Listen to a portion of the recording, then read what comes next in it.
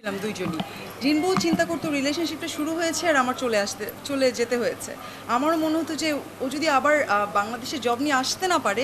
বাংলাদেশের superstar model ক্রেনু তিনি বিয়ে করলেন কোরিয়ান এক যুবক ইম্বুকে। বাংলাদেশের রীতিনীতি ধর্ম মোতাবেক সবকিছুই মানতে হলো এই কোরিয়ান যুবককে।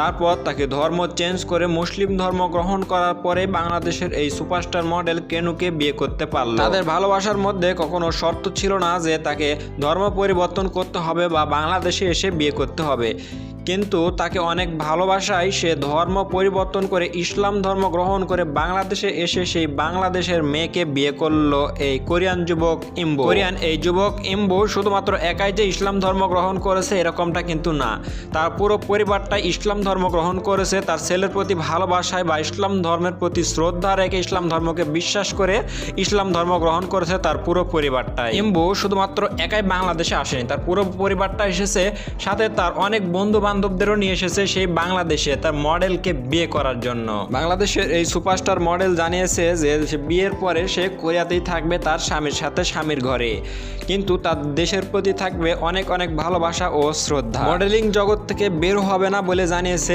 এই মডেল।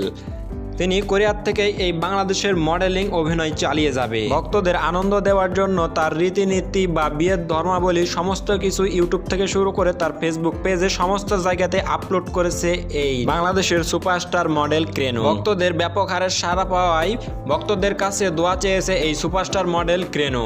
তিনি ভক্তদেরকে জানিয়েছে যে আমি যেন আমার স্বামীর সাথে খুব সুন্দরভাবে স্বাভাবিকভাবে জীবন কাটাতে পারি কোরিয়াতে, আমি যেন আর কখনো বাংলাদেশে ঘুরতে ছাড়া যেন আমাকে আর কখনো একবারে না আসতে হয়, এটা বলেই দোয়া চেয়েছে সেই ভক্তদের কাছে। সো ভিউয়ার্স, এই ভক্তদের কাছে দোয়া চাওয়া বা সুপারস্টার মডেলের বিয়ে হওয়া নিয়ে আপনাদের যদি কোনো মতামত থেকে থাকে অবশ্যই জানিয়ে দিবেন। সো এই বিষয়ে যদি আরও ভিডিও চান অবশ্যই বলে দেবেন। সো এই ভিডিওটা এ পর্যন্তই ছিল। সবাই ভালো থাকবেন, সুস্থ থাকবেন, আল্লাহ হাফেজ।